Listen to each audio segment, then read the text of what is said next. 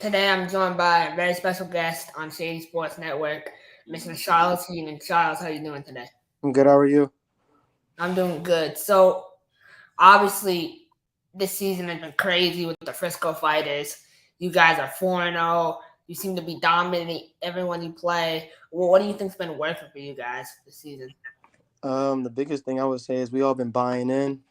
We had from the first day we came into camp, we all been focused on one goal, and that's making it to Vegas at the end of the month. I mean, at the end of August or the beginning of August. So that's been our biggest goal. We all bought in, all left all the outside distractions out, and we just been locked in since the first day of camp. So that's what I think our biggest thing is. Our coaches came in with a different approach this year, and we just ready to win it all. Definitely. So going back to a little bit farther back to your high school career, talk a little bit about where you grew up and your high school career in general. Got you. So, like I said, I'm from Philadelphia, Pennsylvania. I went to LaSalle College High School, which is right outside of Philadelphia, probably like 10, 15 minutes. I played there for. I graduated from there in 2016. Played there. Ran football. Played football, ran track. Did both. Those are my two main sports. Was all state in track. Broke. Have a couple records there in 100, 200, 60 meter, 4x1. Played football as well. Went all Catholic my senior year at corner, actually. So I actually played corner as well.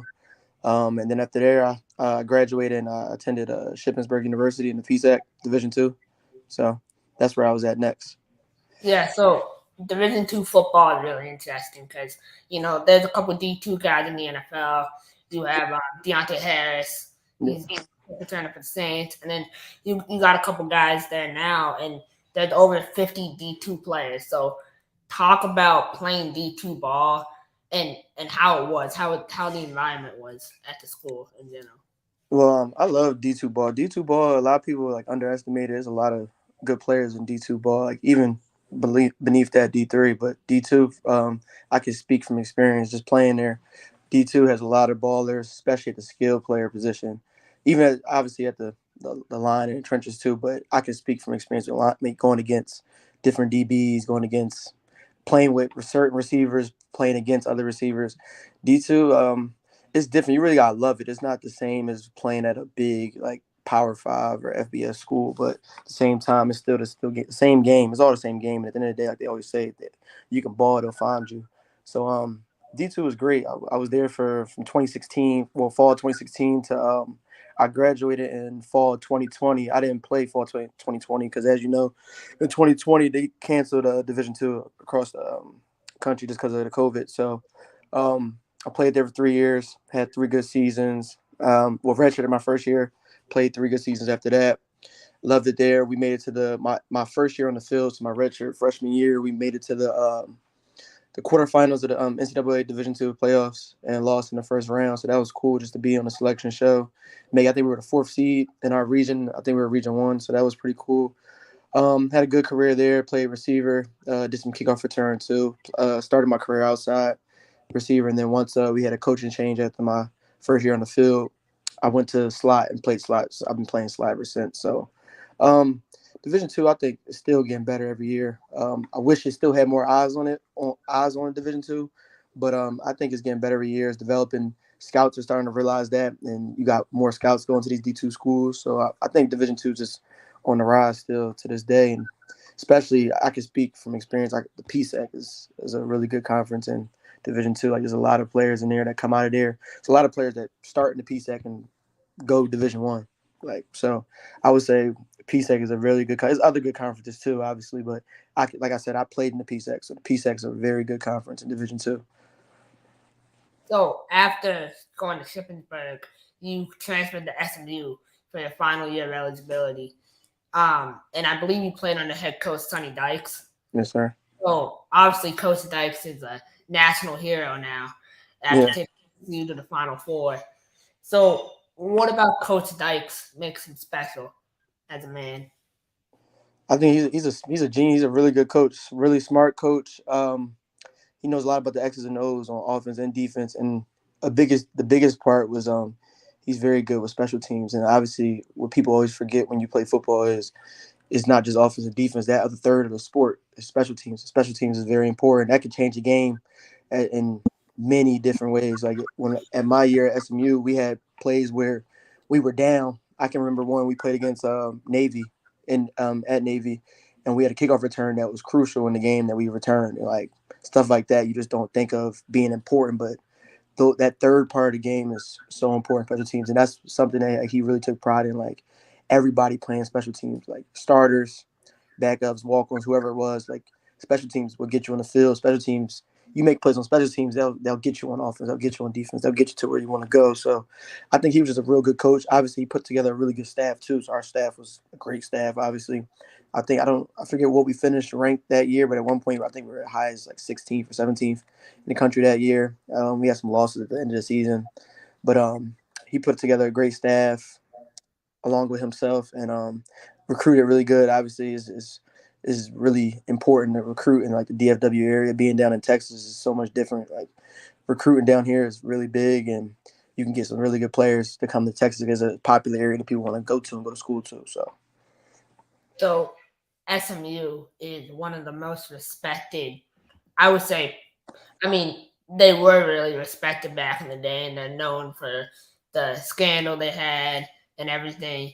And so now you're part of what you call the new look SMU. You Mhm. know, they're kind of just getting back on the rise. What about as a college and also playing Division I football makes SMU so special?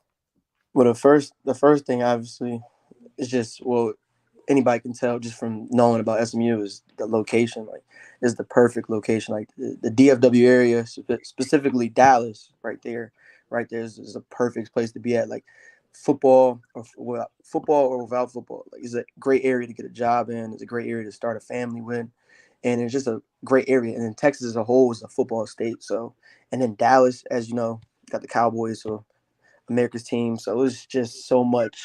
Whatever you want to do in your life, I feel like it's perfect for that area. So I feel like that's what makes SMU so special.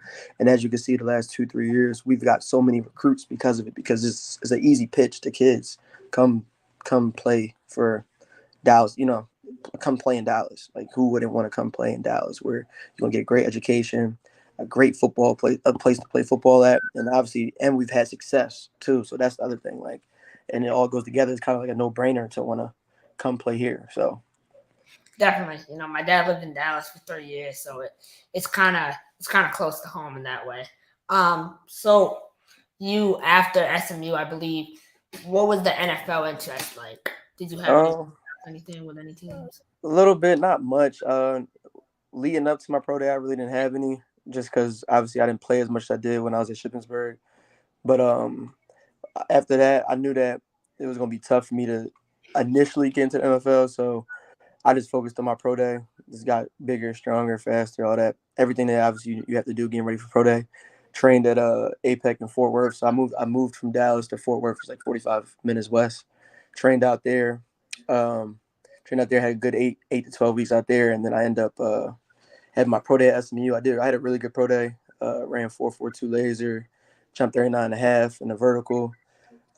Did good in drills and routes with because we had two guys coming out that year. Oh, well, technically four. We had Danny Gray, Reggie Robertson, Tommy McIntyre, and Grant Calcaterra that year all coming out. So we had a good amount. We had 32 scouts there. So that was like I used that as my advantage to obviously ball out and just see if I could get any scouts interested. I did. I talked to some scouts after the pro day, met with some teams. But still end up then obviously like hearing my name called or getting like a mini camp or undrafted free agent.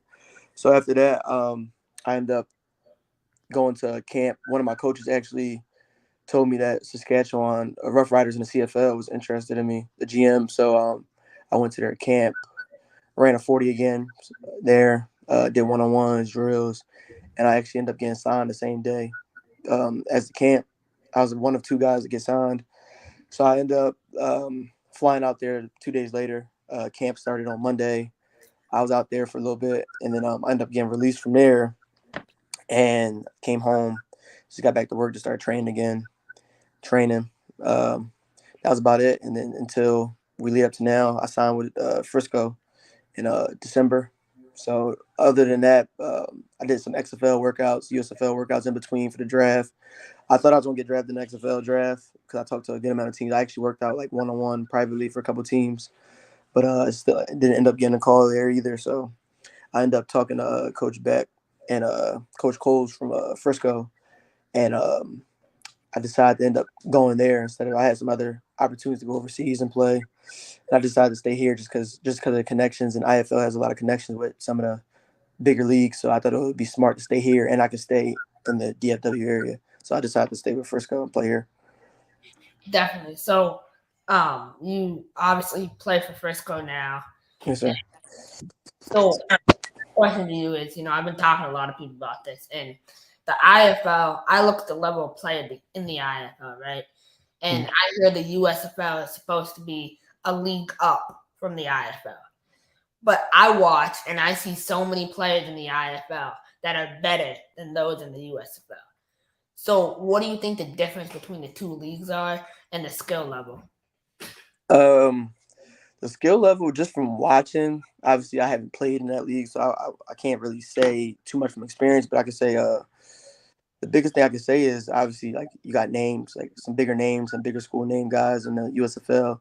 This league, I feel you got a lot of smaller school guys or guys that went to bigger schools, like myself, like going to SMU and just didn't get as much playing time. So guys that just fell under the rug or didn't got overlooked a little bit. Just guys a little older, stuff like that too. So I wouldn't say it's a big difference because you see some guys that played in the IFL that are balling out in those leagues. So I don't think it's really a big difference. I think it's just more about the right time, right opportunity. I would say. So yeah, I don't think it's a real big difference in the two leagues. Obviously, it's outdoors, a different game in a sense. But then the day, football is football. If you can catch a ball, you can catch a ball. If you can run hard, you run hard. You can throw a ball. I believe that it all. Obviously, the game itself might not translate 50-yard field compared to 100, but at the end of the day, catching the ball is catching the ball. Running the ball is the same. Making a tackle in open field is the same thing, regardless if you got 50 or 100 yards. You can make a tackle. You can make a tackle. So I believe it's not really a big talent difference. I just think more about the opportunities. Some of those guys have bigger names, played in the NFL longer. So obviously, like they're gonna get their shots before other guys that haven't played in the NFL. Definitely, yeah. And at certain positions, it's definitely a lot difficult to Yeah. play, indoor ball. But during the off season, what is your daily routine looking like? How are you keeping yourself? For me, like I said, I train in APEC in Fort Worth in the off season.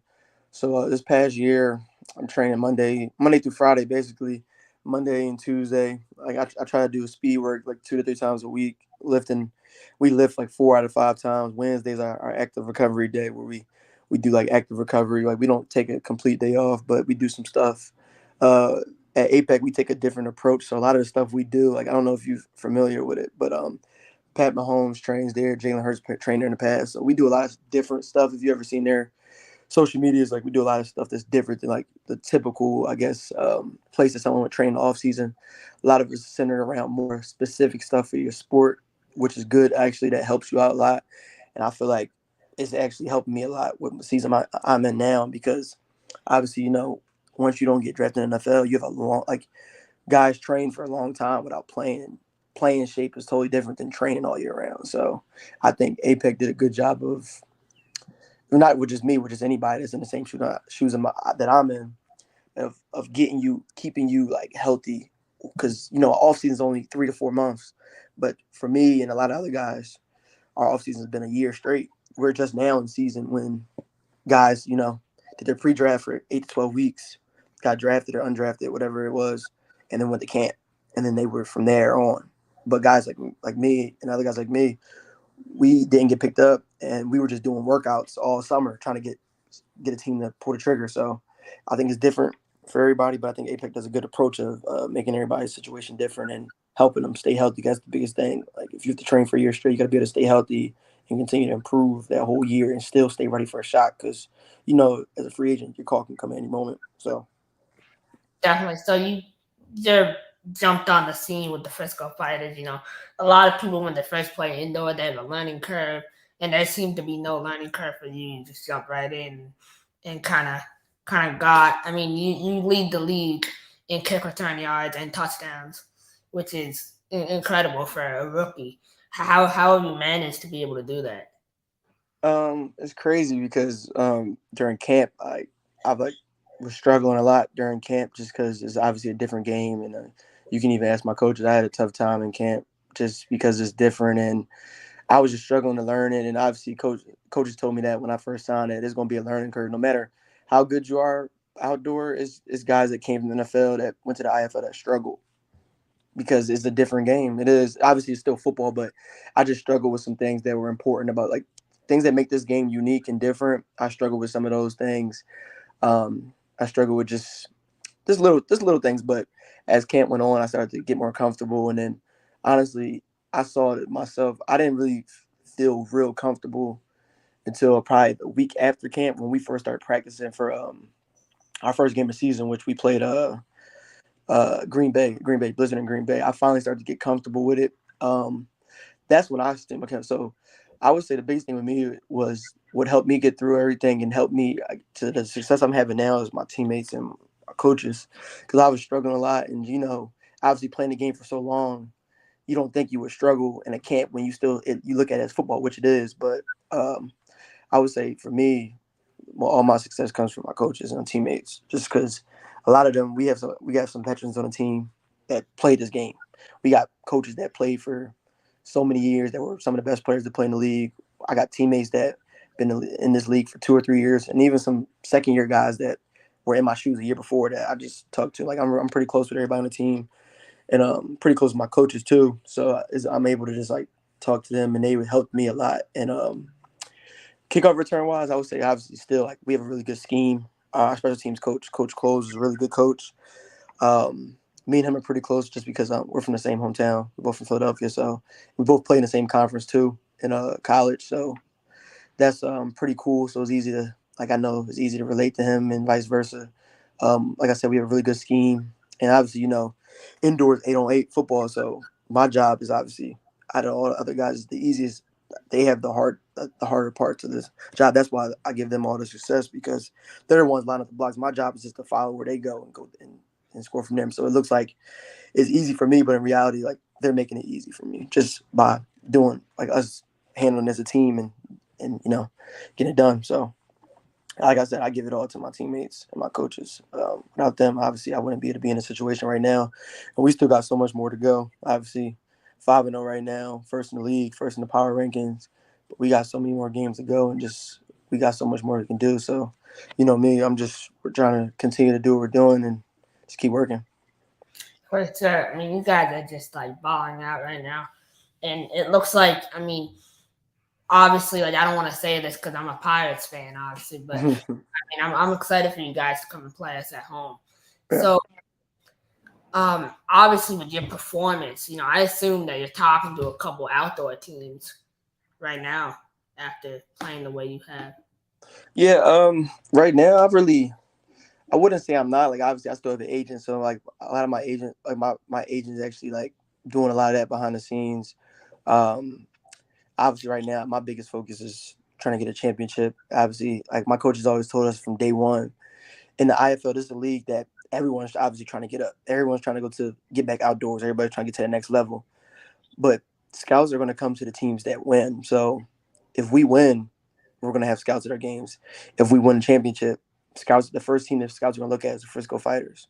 So right now, I know my biggest thing is obviously let my agents handle the behind the scenes stuff with other leagues. But right now, my goal is, and it's the same for all my teammates and coaches. We keep winning, and the more we win, the more scouts we're going to have. The more scouts are going to be calling our coaches. So I would say obviously I would hope scouts are calling or considering me, but at the same time, right now, my goal right now is focus what's in front of me, and that's playing with Frisco and win a championship. Because, like I said, we win a championship, there's going to be a bunch of guys from Frisco getting called up. So right now, you're currently on the short-term IR. Yes, sir. Um, it's your first injury in your indoor career. How are you recovering, and when can we expect to see you back on the field? I'm good now. It wasn't necessarily an injury. I was a little banged up just because we had a lot of games in a row. I'm still young, still a rookie, so I know we got a good amount of a big stretch coming up where we don't have a bye. So my coach and I just thought it was best if I just take like sit out for a game. So I'm good now. I'm 100%. I've been 100% since the last game. Obviously, I was just a little banged up, so I'm good and ready to go. And obviously just putting trust in my coaches, and whenever they're ready for me to go get back on that field, which I would assume would be the next upcoming game because this week is our bye week, that I'm ready to go. For sure. So, Charles, I want to thank you for taking the time out of your day today to come on. My final question to you is, you had a long journey in college, right? And you played for 5 years. So obviously that takes a mental toll on you after a while. What is your advice to someone in that same spot that you were, trying to figure out what's next for them? And what attitude did you use to help you get through that? Well, I would say for anybody that's in my shoes or they're going to go through what I went through, I would say you just got to take it day by day, keep faith, obviously, know that control what you control. That's the biggest thing I could say. It was days where I struggled a lot, and I had to rely on my faith to obviously just like keep pushing because it's tough, obviously, when obviously things aren't going your way when you're working. But like I've realized over the years that everybody works hard. You just got to wait for your opportunity and time. I would say the biggest thing is don't give up. Obviously, just stay focused, stay down until it's your time to get called. But the one thing is what I've had a bunch of coaches tell me. Obviously, there's a bunch of guys that get overlooked. But the one thing is you can't sit in your sorrows and not train because when that call do come, you got to be ready because no one's going to feel sorry for you if when you do get that call, you're not ready. So I would say the biggest thing is you just gotta work and just push through it. That's the biggest thing. If you really love it, you gotta push through it. And when you get that call, you gotta be ready. Because then at that point, one thing you can always remember is you can't control how long people you can't control how much people overlook you or don't call you. But when you do get that call, you can control how you handle that situation when you get it. If you get a call tomorrow and a team signs you, you can control how you perform, but you can't control what happened before that. You can't control before they called you. So I would tell a kid like just control what they can control. Obviously, it's easier said than done. I had days where obviously I didn't want to play anymore, or I didn't know what was going to happen next, and I was starting to be like, this wasn't going to work out. But you just gotta push through it and just look at the bigger picture. Like something's good gonna come from it. It has to. So that's my biggest advice for somebody that would be going through what I'm going through or went through. 100%. That's a really good message for everyone to use in their daily life. So where can people find you on social media? And if people want to buy a jersey, where can they purchase that at? So my Instagram is at Charles Headen 3. So obviously my first and last name 3. My Twitter is Charles Headen _2. Um, you can get a jersey. I think we have a website, like on our website, where you can get one. Obviously, if you come to a game, that's where we have a lot of our jerseys. You can come get one there. Um, I also have a training account now. I've been training kids on the side of DFW area. So any kids in the Dallas Fort Worth area, if they're looking for a trainer, youth, high school, I do youth and high school. I got a page for that too, which is a CH3 wide receiver WR wide receiver academy. So that's another page I have. So anyway, anybody can reach out to me, either three of those counts. But yeah, like I said, you can get a jersey at a game or online. So appreciate you having me as well. Definitely, yeah. No, y'all got to tap in with this guy. He's for real. He's going places, and I'm excited to see what you're going to do for the rest of your career since you already started so hot. And I can't wait to see you, one day in the NFL. So Appreciate that, my man. yes, sir. Thank you for coming.